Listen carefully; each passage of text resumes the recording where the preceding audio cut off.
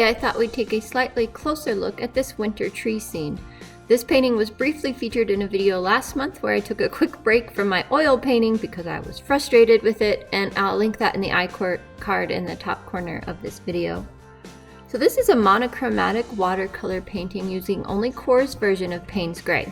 The reference photo I used was from Pixabay, and I'll pop that up on the screen so you can see what I was looking at. The sketchbook here is B Paper Company's watercolor sketchbook, and it is 140 pound 100% cotton paper. So normally when I'm painting in this sketchbook, I will place tape around the edges to prevent the paint from staining the other pages, but I was inspired to do this painting quickly and I didn't remember to tape it, so a little of the Payne's Gray did end up getting on the edge of the piece of paper that was directly under it, but it's not too terrible, so I'll still be able to use it. I started out by placing an even coat of water on the bottom hill and then brushing in a fairly concentrated version of Payne's Gray. You can see how the paint travels through the water all on its own, which is something QoR's watercolors are well known for. I then skip the middle hill and move on to the background so that I won't have an accidental bleed of color where I don't want it. When I put the Payne's Gray in this section, it fingers through the water in a way that makes it look exactly like trees in the distance, and it's absolutely perfect for this painting. I don't want that harsh water line on top, however, so I do take my brush and blend that up to the top edge of the paper.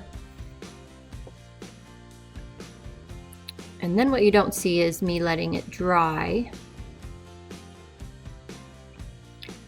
And once the top and bottom sections are dry, I can then move on to the middle hill where I repeat the exact same process. You can see that I'm trying to be careful and precise with my water application so that I avoid the areas I've already painted because I don't want any water cauliflowers. It also takes a few times going over it with the brush to get the water consistency on the paper just right.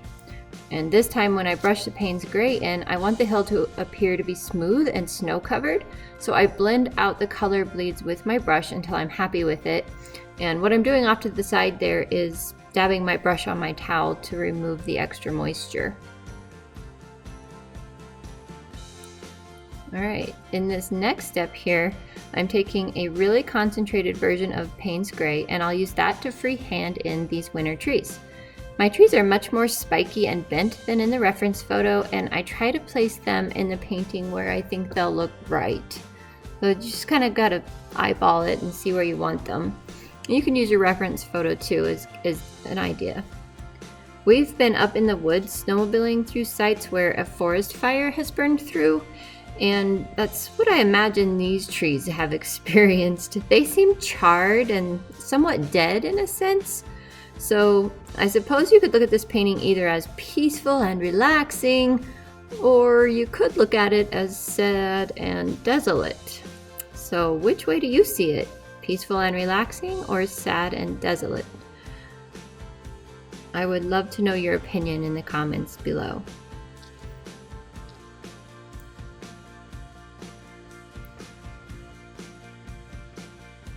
Try not to make anything in these trees look the same. Like branches go in different directions, they're different lengths, they start in different places. Sometimes you have small branches coming off other branches. Anyway, it's an interesting challenge getting your trees to look somewhat believable, and it's something to do a lot of practice with. Alright, so I'm just sticking in a few more. I do kind of regret there's one tree on the left that ended up really close to the other one, and I don't really like that. But overall, I really do like the way this turned out. And I basically just finish up this painting once I get those trees in by kind of ahead of myself here a little bit, but stick in the shadows that the moon is casting, because in this painting my moon is up on the far right and it's very bright, and so it's going to cast some shadows onto the snow off to the left direction. So once I get the shadows in on this painting, it really just kind of finishes it up, brings it all together, and without them the trees kind of look like they're floating on the snow hill, so it's kind of interesting. So that shadow was way too dark. You can see I just dabbed it with the towel, lightened it up, and then it was too light, so then I went back over it. You just gotta play with your color and your consistency.